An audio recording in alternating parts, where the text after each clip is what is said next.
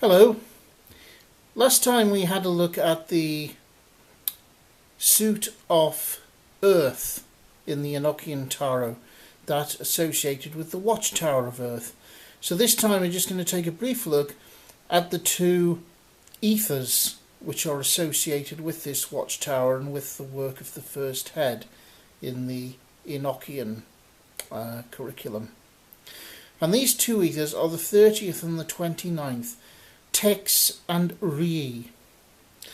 And as you can see the cards before you, they are both depicted as fairly similar places, and they are both defined by 4 quadrants, which are loosely associated with the 4 elements, although must not be identified with them. Now, Tex is associated with those primal forces which underlie creation itself. Those forces which actually sustain and maintain the physical universe. It's not the physical universe. It shouldn't be confused with the physical universe. It is the forces which go to sustain that universe. And there are pillars in each of the quarters. The symbolism upon the card is derived from Crowley. Now, to the north, the pillar reads Karma. Sorry, that would actually be to the west. It's the quadrant of water. The quadrant associated with air has desire and emotions. That of fire has silence and inertia, and that of earth has restriction and limitation. All of these forces go into sustaining the physical world. By karma is not meant any kind of judgmental, moralistic code. It's simply the law of cause and effect.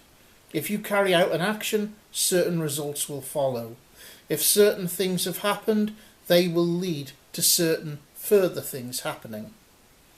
It's a very amoral and perfectly natural system of cause and effect. And we can see this in operation in the world around us all the time. Restriction and limitation are necessary in order to bind reality into a coherent shape, in order to make it survivable and livable in at all. These are the kind of things that we feel do limit and restrict us, but they are absolutely necessary to existence. Desire and emotions, these are the forces, what I've called the immortality engine in Apophis, which lead us to try to break out of our limitations and to achieve new being. And this is the essential counterbalance and the secret of the initiate. And finally, silence and inertia. These again are qualities which lead to the sustenance and stability of things that are, whilst hinting at the secrets which underlie it. And understanding the nature of the physical order and the reasons why it is the way it is, and why certain things cannot be changed whilst other things can be steered, the rules and the laws which make things happen in a certain way, all of this is absolutely fundamental, not only to the practice of magic, but also to understanding our own selves and the way in which we can develop and interact with the world around us. In Rii, this is lifted to the next level up, because here we are dealing with those forces inside ourselves, those forces which shape thoughts and emotions.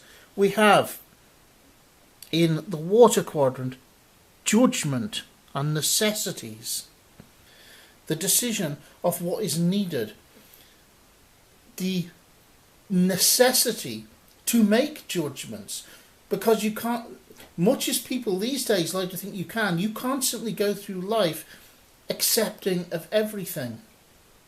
Some things are hostile to your very being, and you have to be able to make judgment calls when necessary. In the air quadrant, we have the idea of rewards and punishments. In fire, we have survival and disembodiment, life and death. In earth, we have stagnation and helplessness. All of these are not so much moral qualities, but they're the things that people would tend to call moral qualities.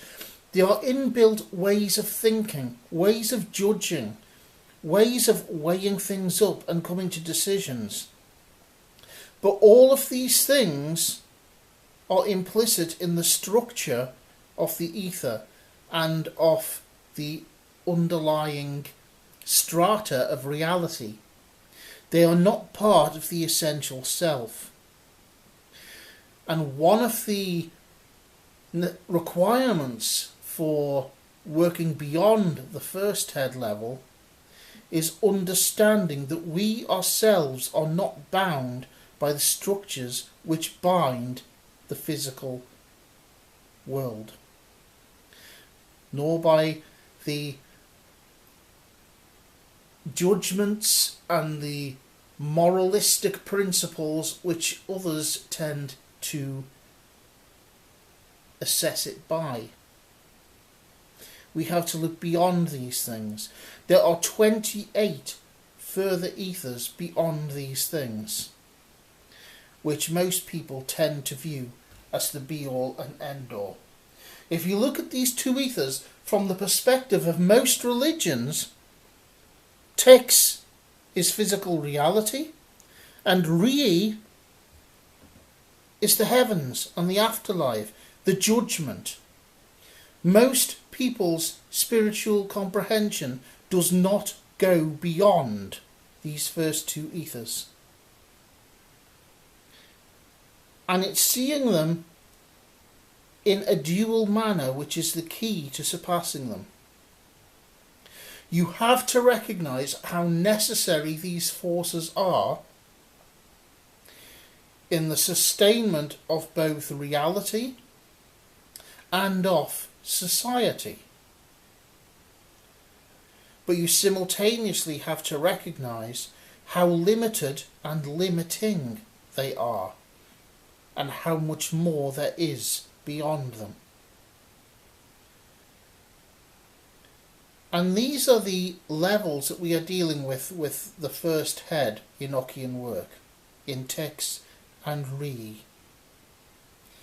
So give some thought to those, and give some thought as to how most religions progress no further than this: judgment, categorization, reward and punishment, life or death. And try to push beyond that. Until next time, when we'll start having a look at the watchtower of air, and we'll see how things progress at that level.